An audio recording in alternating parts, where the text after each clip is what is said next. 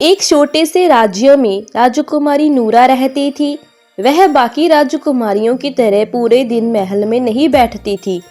उसे घूमना, नई चीजें ढूंढना और शरारत करना बहुत पसंद था। एक दिन नूरा अपने छोटे दोस्त टिंकू बंदर के साथ जंगल घूमने निकली। चलते चलते वह एक अजीब जगह पहुंचे। वहां के पेड़ हंस रहे थे। पेड़ों की हंसी सुनकर नूरा बोली, अरे टिंकू, यह जंगल तो हमसे भी ज्यादा मजेदार है। तभी एक मोटा सा तोता उड़कर आया। उसका नाम मिट्ठू था। मिट्ठू बोला, स्वागत है हंसते जंगल में। यहाँ जो भी आता है उसे एक मजेदार चुनौती पूरी करनी पड़ती है। नूरा बोली, चुनौती? कैसी चुनौती? मुझे तो बहुत पसंद है। तोता बोला, पहली चुनौती है गुदगुदी वाला पुल पार करना। पुल के नीचे छोटे छोटे खरगोश बैठे थे। जैसे ही कोई पुल पर चलता वे उसके पैरों को गुदगुदी करते। नूरा पुल पर चली। खरगोशों ने गुदगुदी शुरू कर दी। नूरा राजकुमारी हंसते हुए बोली, अरे रुको, मैं गिर जाऊंगी। नूरा इतनी हंसी कि पुल पर बैठ गई। टिंकू बंदर बोला, राजकुमारी जल्दी करो वरना मैं केले खा लूंगा। आखिर हंसते हंसते नूरा पुल पार कर गई। अब दूसरी चुनौती आई, बोलने वाली खोपड़ी। एक पुरानी खोपड़ी पत्थर पर रखी थी।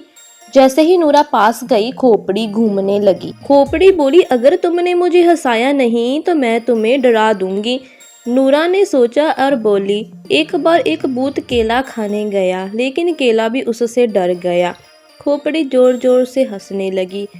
तुम तो बहुत मजेदार हो राजकुमारी। तब तीसरी और आखिरी चुनौती थी, जादुई झील का रहस्य। झील का पानी चमक रहा था। मिट्ठू तोता बोला, जो भी इस झील में देखेगा उसे अपनी सबसे मजेदार शक्ल दिखाई देगी। नूरा ने पानी में देखा, उसकी नाक लंबी और कान गधे जैसे दिख रहे थे। टिंकू बंदर बोला, राजकुमारी आप तो सुपर मजेदार लग रही हो। नूरा हंसते हंसते बोली, अरे ये तो जादू है। तभी झील से एक छोटी सी जंगल की परी बाहर आई। परी बोली, राजकुमारी नूरा, तुमने 3 चुनौतियां पूरी कर ली। तुम बहादुर भी हो और सबको हंसाना भी जानती हो, इसलिए यह जादुई हंसी का मुकुट तुम्हारा हुआ। जैसे ही नूरा ने मुकुट पहना, पूरा जंगल हंसने लगा। पेड़, पक्षी, जानवर सब खुश हो गए। नूरा बोली, आज से यह जंगल हमारा दोस्त है।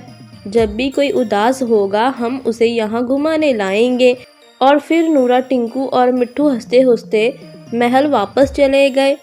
अगर आपको भी इस तरह की कहानियाँ पसंद है तो इस चैनल को सब्सक्राइब और इस कहानी को लाइक ज़रूर करें।